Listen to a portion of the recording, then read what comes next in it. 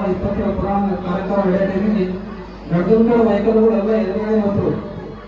ಎಲ್ಲ ಎದುರುಗಡೆ ಬಂದು ಇಲ್ಲಿ ನೋಡೇ ಇದ್ದಿಲ್ಲ.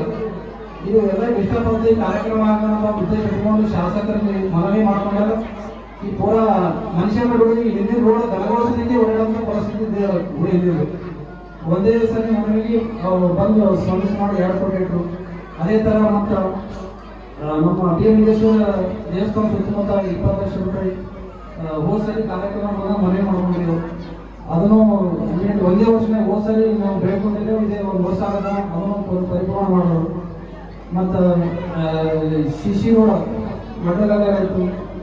ಮತ್ತು ನಮ್ಮ ತಾಂಡದರ್ಶನಾಗಿ ಅವ್ರು ಭಾಳಷ್ಟು ಕಷ್ಟ ಆಗ್ತಲ್ಲ ಅದರ್ಶನಾಗಿ ಧನ 40 ಲಕ್ಷ ರೂಪಾಯಿ ಶಿಶಿ. ಮತ್ತು ಇದು ಗೌರ್ಮೆಂಟ್ ಕಾರ್ಯಕ್ರಮ ಇತ್ತು ಅಂತ ಅಲವು ಮಾಡಲ್ಲ.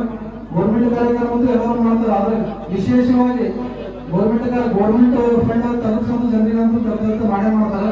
ಅದು ವಿಶೇಷವಾಗಿ ನಮ್ಮ ತಾಯಿ ಲಕ್ಷ್ಮೀ ಗುಡಿಗೆ ಕಟ್ಟಡ ಕರ್ನಾಟಕ ವೈಯಕ್ತಿಕ ಸಹಾಯ ಮಾಡೋದು.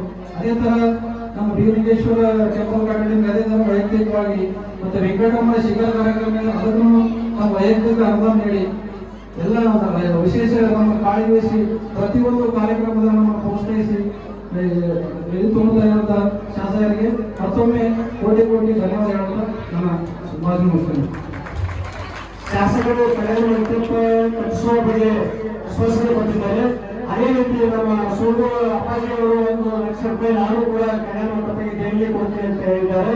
ಶಾಸಕರ ವತಿಯಿಂದ ನಮ್ಮ ಪುರಾಣಿಕರಿಗೆ 5,000 ರೂಪಾಯಿ ನಾಳೆ ಕೊಟ್ಟಿರುತ್ತಾರೆ.